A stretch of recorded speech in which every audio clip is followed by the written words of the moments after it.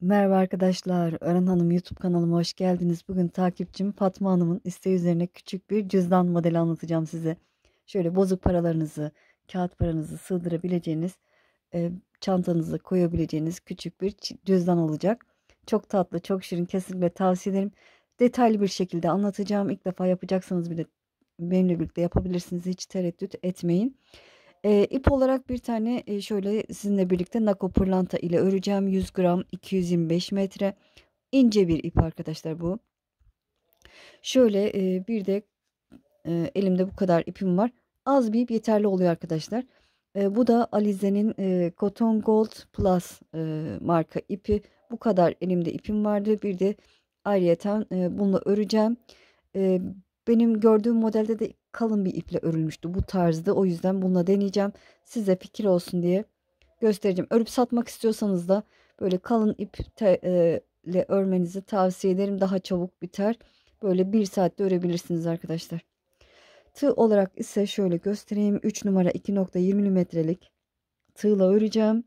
Bir de bize böyle ağız kısmını kapatmak için şöyle şu şekilde mıknatıslı aparat, çıt çıt, yani kapak kapatma aparatı arkadaşlar. Bu dikmeli. Şöyle dikiyorsunuz bu kısımlardan. Ya da şöyle tuhafiyelerden çıt çıt da bulabilirsiniz arkadaşlar. Bu şekilde iki taraflı. Aynı bu da dikiliyor. Dikebilirsiniz. Evet, şöyle geçirmeli olanlar da var. Şöyle arka kısmı pense yardımıyla çantalara, cüzdana geçirilebilir.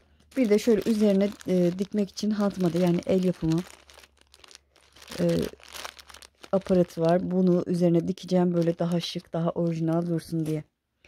Evet, hazırsanız beraber başlayalım. Bu ince ip olduğu için arkadaşlar bununla sizinle birlikte 20 zincir çekerek başlayacağım. Bunu da 18 zincir çekerek başlayacağım. Boyutları aynı olacak mı göreceğiz inşallah.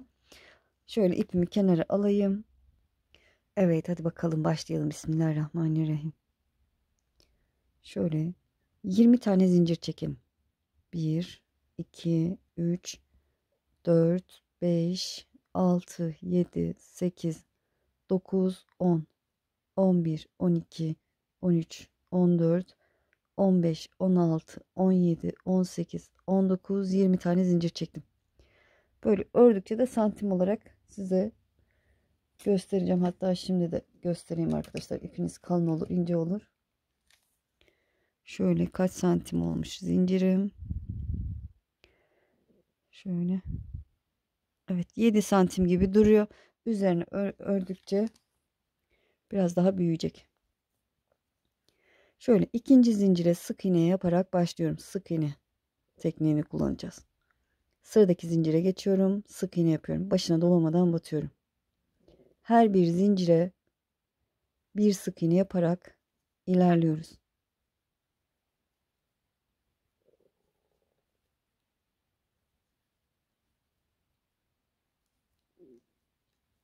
Evet, bu şekilde sıranın sonuna, zincirin sonuna kadar gelelim. Evet, sıranın sonuna geldim. Şöyle son zincire 3 tane sık iğne yapacağım köşeyi dönmek için. Bu birinci. Aynı yere ikinciyi yapıyorum. Aynı zincire üçüncü sık iğnemi yaptım. Şöyle zincirin öbür tarafına geçmiş olduk. Gördüğünüz gibi sık iğnelerin karşısına sık iğne yapacağız. Evet, her bir zincire yine bir sık iğne yaparak devam ediyorum.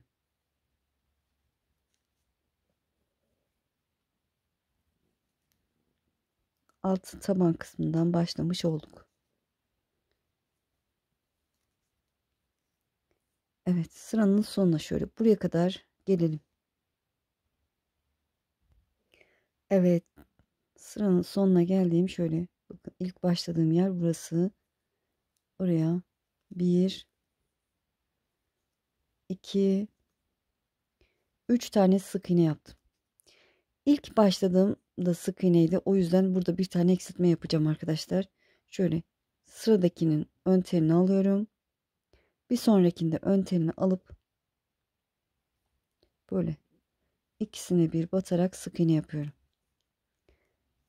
Evet, yoluma devam ediyorum. Normal şekilde sık iğne yapıyorum. Bakın tepesine sık iğne.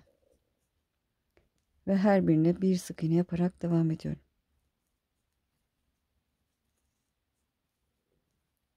İkinci sıraya geçmiş olduk.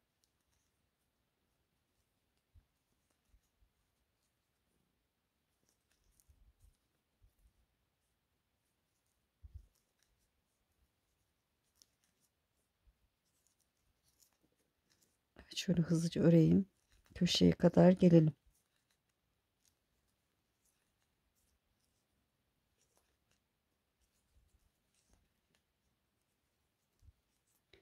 Evet, köşeye geldim arkadaşlar. Gördüğünüz gibi köşede 3 tane sık iğne yapmıştık.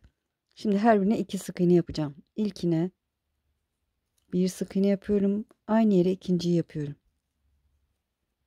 Sıradakine geçtim. Bir. Aynı yere ikinciyi yapıyorum. Sıradaki sık iğneye bir. Aynı yere ikinciyi yaptım. Evet, köşede 3 tanesine 2 battık. Sonra yoluma devam ediyorum. Her birine bir batarak ilerliyorum. Evet, bu şekilde her birine bir batarak devam edelim. Buradaki köşemize kadar, şöyle şuraya kadar gelelim. Evet, köşeye kadar geldim. Burada da köşeye her birine 2 batacağız. Sıradakine geçtim. Bir. Aynı yere ikinciyi yapıyorum. Sıradaki sık iğneme geçtim. Bir. Aynı yere ikinciyi yapıyorum. Sıradakine geçtim. Bir. Aynı yere ikinci sık iğnemi yaptım. Evet, köşeyi döndük. Bir üst sıraya geçeceğiz. Şimdi burası taban kısmı olacak arkadaşlar. Artırma yaptığımız kısım taban kısmı olacak. Bundan sonra artırma yapmayacağız. Taban ayrımı için şöyle sıradaki sık iğnenin arka telini bu şekilde arka telini alarak sık iğne yapıyoruz. Sıradakine geçtim. Bakın arka telini alarak sık iğne. Her birine bir batıyoruz. Bu şekilde. Gördüğünüz gibi bir çizgi görüntüsü oluşuyor. Taban ayrımı olmuş olacak. Böyle her birine bir batarak köşeye kadar ilerleyelim. Evet, köşeye kadar geldim. Köşede dediğim gibi artık artırma yapmayacağım. Her birine bir batacağım. Şöyle yine dış telini alarak sık iğne yapıyorum.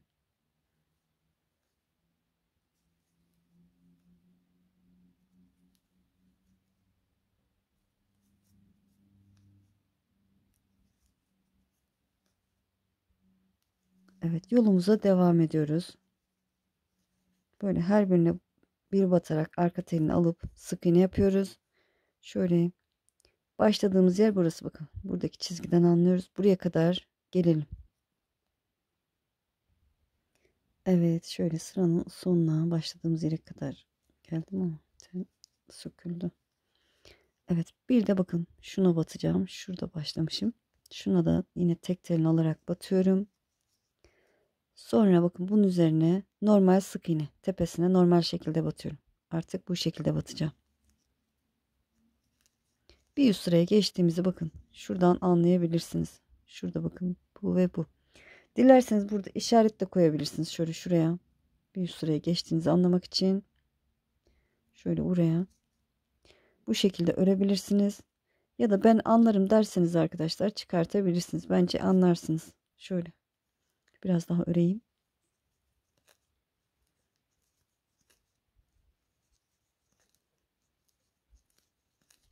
Evet, bakın. Şurada bir üst sıraya geçtiğini anlarsınız burada. En son boyutu tam ideal boyuta geldikten sonra başladığımız yerden bitireceğiz. O yüzden hani işaret koyabilirsiniz dedim. Böyle artık her birine bir batıyoruz. Normal şekilde batıyoruz. Artırma, eksiltme hiçbir işlem yok. Böyle köşelerde de yine her birine bir batacağız.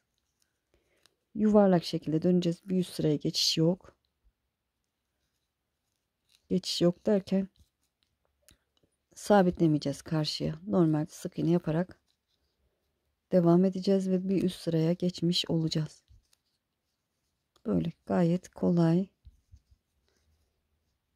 Biraz ipimiz, bu ip daha ince olduğu için birazcık uzun sürebilir. İpiniz kalınsa daha kısa sürede bitirebilirsiniz.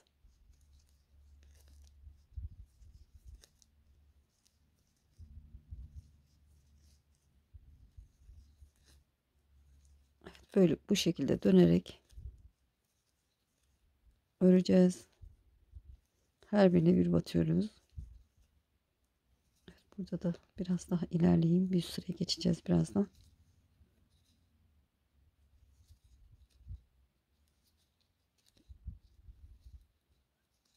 Evet, bakın. Sık iğne yaparak devam ettim. Burada anlıyorum ki bakın, burayı görünce bir üst sıraya geçmiş oldum. Ve yoluma devam ediyorum. Direkt sık iğne yaparak ilerledik. Evet, bu şekilde dönerekten sık iğne yapalım arkadaşlar. Böyle yeterli boyuta gelince size ne kadar ördüm, kaç santim, kaç sıra ördüm, kaç santim oldu göstereceğim. Böyle devam edelim bu şekilde. Evet, bakın benimki yeterli boyuta geldi diye düşünüyorum. Şöyle santim olarak da vereyim. Şöyle ilk önce enini vereyim arkadaşlar. Şöyle 8,5, hatta 9 santim diyelim arkadaşlar. Şöyle bastırınca daha geniş olacak. Yukarıya doğru da 7 santim diyelim şöyle. Yeterli diye düşünüyorum. Siz de bakarsınız. Evet. Şimdi bakın. Şöyle bir süre geçiş, gördüğünüz gibi şöyle. Buradan anlıyorum. Onun üzerindeyim. Burada ağız kısmını kaydırma tekniği yapacağım. Sıradaki, bakın. Sıradaki sık iğneye batıyorum. İlmeği aldım. İlmeği içinden geçirdim. Kaydırma tekniğiyle. Sıradakine batıyorum. İlmeği aldım. İlmeği içinden geçirdim. Kaç sıra ördüm onu saymadık. Beraber sayalım, özür dilerim. Şöyle bakın, 1, 2, 3, 4, 5, 6, 7, 8, 9, 10, 11, 12, 13, 14, 15, 16, 17, 18, 19, 20, 21, 22 sıra örmüşüm. Evet, 22 sıra ördükten sonra kaydırma tekniğine geçtik. Sıradakine batıyorum. İlmeği alıp ilmeği içinden geçiriyorum. Sıradakine batıyorum. İlmeği aldım, ilmeği içinden geçirdim. Batıyorum. İlmeği alıp ilmeği içinden geçiriyorum. Çok böyle sıkı yapmayalım. Ağız kısmı büzüşmesin. Normal şekilde. Böyle. Sıradakine batıyorum. İlmeği alıp ilmeği içinden geçiriyorum. İpim aşağıda, gördüğünüz gibi hiç yukarıya çıkartmıyorum. Batıyorum. İlmeği alıyorum. İlmeği içinden geçiriyorum. Şekli de böyle oluyor bakın. Buradan yukarıdan bakınca bu şekilde oluyor. Şuraya bakın, şuraya bakın. Ön kısımdan da böyle duracak. Evet, bu şekilde ilk başladığımız yere kadar gelelim. Şöyle nereden başladık? Şuradan başladık. Buraya kadar gelelim. Evet, sıranın sonuna geldim. Şöyle sonuncuya da şöyle şu şekilde batıyorum. İlmeği aldım, ilmeği içinden geçirdim. Şöyle bir de şurada ilk yaptığım var. Kaydırma tekniği. Şu tersinden o ilkinin içine giriyorum. Şöyle ilkini bulup tam ortasına gireceğim. Tığım girdi. Şöyle ilmeği alıp aşağıya çekeceğim.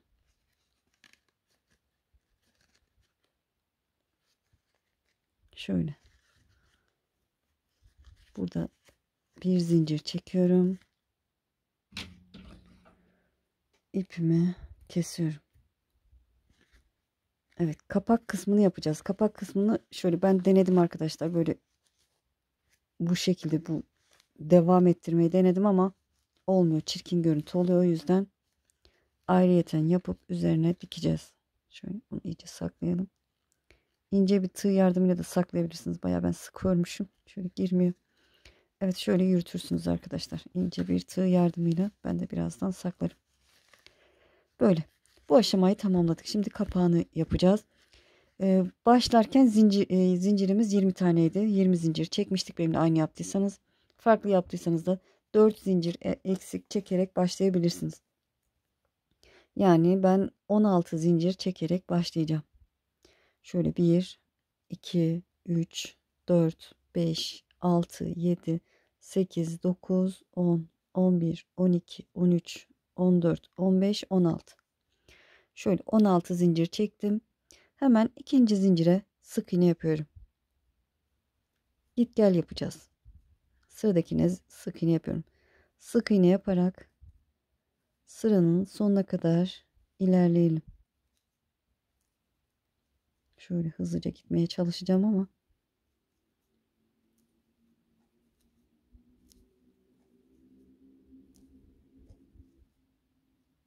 kameradan da bazen göremiyorum. Nereye battığımı da göremiyorum. Şöyle.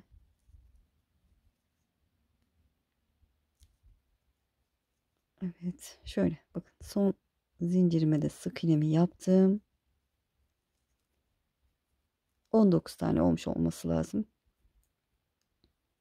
Evet. Şimdi bir zincir çekiyorum. Çeviriyorum. Çevirdim.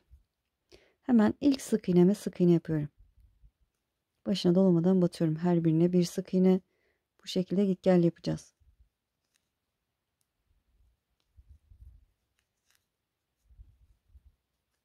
Evet, sıranın sonuna, yani buraya kadar gelelim. Evet, sık iğne yaparak sıranın sonuna geldim. Son sık iğneme battıktan sonra bir zincir çekiyorum, çeviriyorum. Ve hemen ilk sık iğnemin tepesine sık iğne yapıyorum. Ve her birine bir batarak devam ediyorum. Bir üst sıraya geçiş bu şekilde olacak. Böyle devam edeceğiz. Şöyle kapak olacak arkadaşlar. Şöyle boyutunu vereceğim zaten size. Şöyle şuraya gelene kadar şöyle bu şekilde olacak. Kenarlarını da sonra trabzan yapacağız.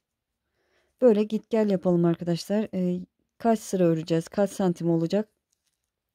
Ben tamamladıktan sonra size sayı ve santim vereceğim. Evet, tamamlayıp döneceğim. Evet, gördüğünüz gibi yeterli boyuta geldi. Şöyle üzerine tutuyorum cüzdanın. Şöyle altta 1, 2, 3, 4 sıra görünüyor. Bir de etrafını sık iğne yapacağız arkadaşlar. Şöyle bir de arkaya dikeceğiz. Yeterli boyutta olacak. Santim olarak vereyim öncesinde. Şöyle bakın. 5,5 santim kadar. En olarak da yine 5,5 santim görünüyor. Tam kare olmuş demek ki. Evet. Sıra olarak da sorarsanız şöyle bakın, şöyle başladığım yer burası. Onu sağ tarafa aldım. Şöyle bu şekilde her iki sıra böyle bu görüntüyü oluşturuyor arkadaşlar. İki sıra bu görüntüyü oluşturuyor. 2, 4, 6, 8, 10, 12, 14, 16 sıra olmuş. Tek tek sayarsak 8 tane bu görüntü var. Oradan anlayabilirsiniz. Evet, şimdi etrafını yapacağım. Şöyle burada bir zincir çekiyorum. Şöyle hemen bakın, aynı battığım yere yan tarafa geçip sık iğne yapıyorum. Şöyle şuradaki boşluğa batarak sık iğne yapıyorum. Sıradakine bakın, battığım yerlere batacağım. Düzgün olsun diye. Böyle sıradakine batıyorum. Aşağıya doğru inmiş olduk. Şöyle bakın, şuraya batıyorum. Sık iğne yaparak aşağıya doğru iniyoruz. Etrafını yapacağız.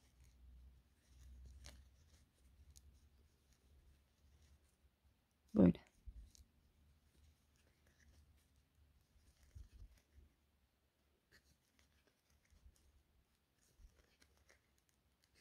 Evet, şuraya da battım. Buradan şöyle şuraya batamam, çok şey olur arkadaşlar. O yüzden şöyle şuraya batacağım. Bakın, burası zincir, başladığımız zincir kısmı. Oraya sık iğne yaptım. Aynı yere bir tane daha yapıyorum ki öbür köşeye döneyim. Sonra bu her bir zincir sırasına bir sık iğne yapıyorum. Böyle.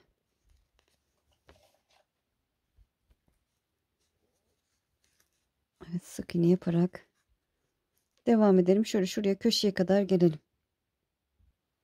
Evet, bakın köşenin öncesindeyim. Şöyle köşeye de sık iğnemi yapıyorum.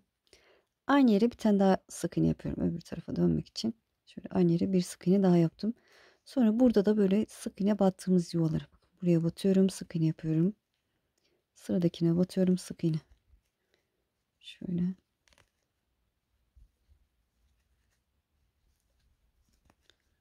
Bakın şuraya batıyorum, sık iğne. Şuraya batıyorum, sık iğne.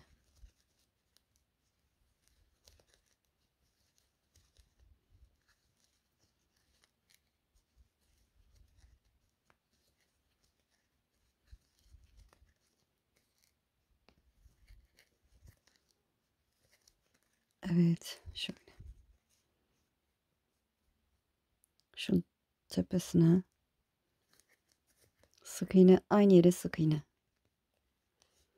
Dikeceğim kısım burası olacak. O yüzden böyle sık iğne yaparak ilerleyelim. Hani tepelerine, sık iğnelerin tepelerine sık iğne yapıyoruz. Burayı da şöyle görüntü nasıl? Şöyle şuraya kadar gelelim. Evet, şöyle göstereyim. Sıranın sonuna geldim. Şöyle son sık iğneme de sık iğne yapıyorum tepesine. Sonrasında 3 zincir çekiyorum. 1 2 3. Tığıma doladım. Burada sık iğnelerin arka telini alarak sık iğne yapacağım. Bakın, sıradaki sık iğnenin arka telini alarak bir trabzan yapıyorum. Sık iğne yapmayacağım. Trabzan yapacağım arkadaşlar. Tığıma doladım. Aynı yere bir trabzan daha yapıyorum. Tığımı doladım. Sıradaki sık iğnenin arka telini alacak şekilde trabzan. Aynı yere bir trabzan daha yapıyorum. Sıradakine bakın. Her birine 2 batıyoruz. 1, aynı yere 2. Şöyle biraz kıvrımlı olmasını istiyorum. Sıradakine 1, aynı yere 2. Arka telini alarak trabzan yapıyoruz. Şöyle. Bak, şöyle hafif kıvrımlı olacak desen veriyoruz. Sıradakine 1, aynı yere 2. Sıradakine 1, trabzan, aynı yere ikinci trabzan. Evet. Böyle her birine 2 trabzan yaparak köşede 2 sık iğne yapmıştık. Köşenin öncesine kadar gelelim. Evet, köşedeki sık iğnelerime kadar geldim. Köşede sık iğnelerimin tek teline 3 batacağım. Bakın. İlkine 1, aynı yere 2, aynı yere 3 batıyorum. Sıradakine geçtim. 1,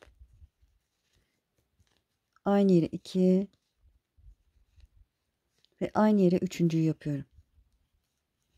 Sonra yine her birine yine dış teline 2 2 batarak devam ediyorum. Aynı yere ikinci. Sıradakine 1, aynı yere ikinci. Evet, 2 2 batarak devam ediyoruz. Burada köşeye gelince yine 3 birine 3 birine batacağız. Sonra yine 2 2 batarak şöyle şuraya kadar gelelim.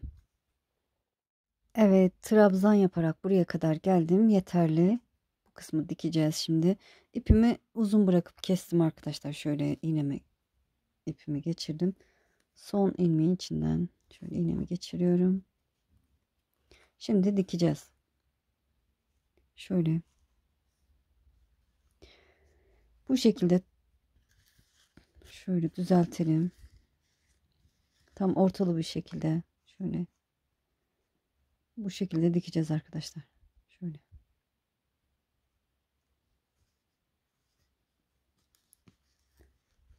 Şöyle tutuyorum. Böyle düz taraftan dikeceğim yine. Her zaman diktiğim gibi. Şöyle şuraya girdim.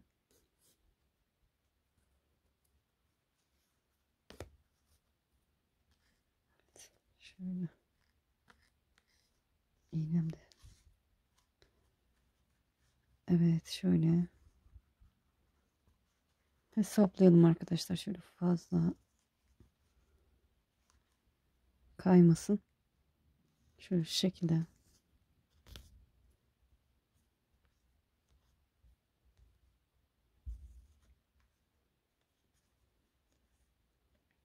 Sadece bir telini alarak dikeceğim. Şöyle bu şekilde.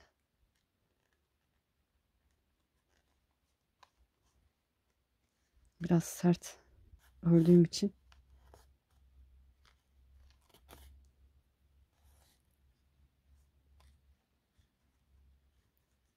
Evet, şöyle bakın. Burada tek telini alıyorum. Burada dış telini alıyorum.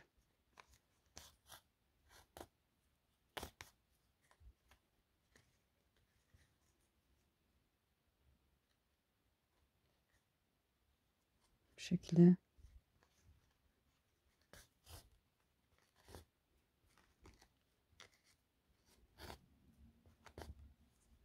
Evet. Böyle buraya kadar dikelim arkadaşlar. Şöyle kapatacağız sonra. Evet, şöyle şuraya kadar dikelim. Sonrasını göstereceğim.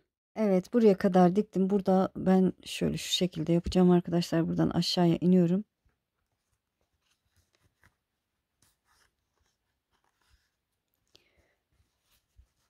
Burayı da böyle bu şekilde dikeceğim.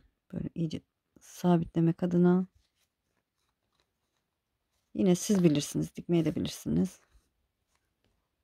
Bu taraftan da böyle karşılıklı iki teli alıp dikeceğim. Burası da kapansın. Şöyle.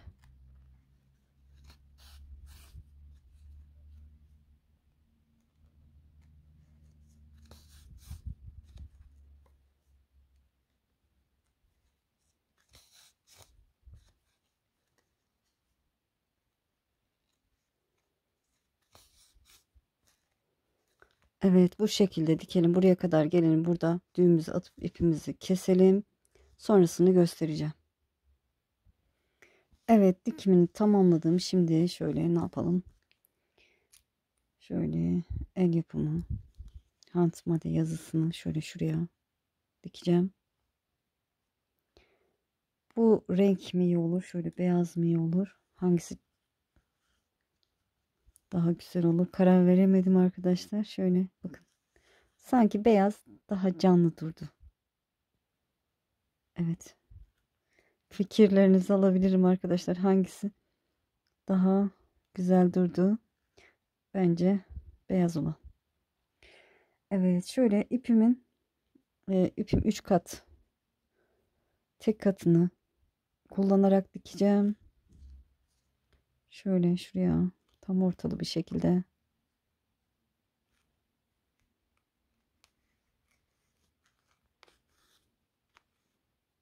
Evet, siz de tuhafiyelerde bulabilirsiniz. İnternetten de getirtirebilirsiniz arkadaşlar. Sipariş verebilirsiniz. Evet, böyle iki taraftan da dikip döneceğim. Evet, gördüğünüz gibi diktim. Çok tatlı oldu. Şimdi buraya da çıt çıt dikmeye karar verdim arkadaşlar. Şöyle şu şekilde şuraya dikeceğim. Dilerseniz böyle mıknatıslı aparatla dikebilirsiniz. Şu şekilde. İlk önce bu kapak kısmını dikelim. Şöyle tam ortalığı denk gelecek şekilde.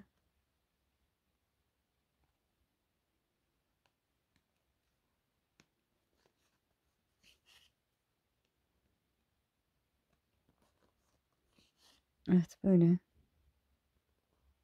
iyice sabitleyeceğim. Sonra şöyle kapatırsınız arkadaşlar. Böyle kapatırsınız. Nereye denk geliyorsa oraya da şöyle şunu böyle bu şekilde dikeceğim. Dilerseniz bu iç kısma da dikebilirsiniz. Size kalmış ama bu ağız açık durur. Bu böyle sabit durmaz. Böyle nereye denk geliyorsa oraya dikelim. Ben de dikip döneceğim. Evet, gördüğünüz gibi çıt çıtını da diktim arkadaşlar. Şöyle bu şekilde oldu. Şöyle içine kağıt paralarınızı koyabileceğiniz, bozuk paralarınızı koyabileceğiniz, şöyle çok tatlı, çok şirin bir cüzdan. Evet, ben diğer kalın iple yaptım. Onu da göstereyim bakın. Bunu 18 zincir çekerek başladım. Şöyle daha enli oldu. Kalın iple bu şekilde olur. İnce iple de bu şekilde. Tercih size kalmış arkadaşlar. Evet, burada bir düşmüş. Şöyle bunu böyle mıknatıslı olanı diktim. Şöyle. Bu şekilde. Evet. Beni izleyerek yaptığınız için çok çok teşekkür ederim. Kanalıma abone değilseniz abone olursanız sevinirim. Videolarımı beğenip paylaşırsanız, yorum yaparsanız bana destek olmuş olursunuz. Şimdi değil de ileride örmek istiyorum derseniz kaydet butonuna basın. Kaydettiğiniz videolar arasında bulabilirsiniz. Sizi çok seviyorum. Kendinize iyi bakın. Allah'a emanet olun. Hoşça kalın.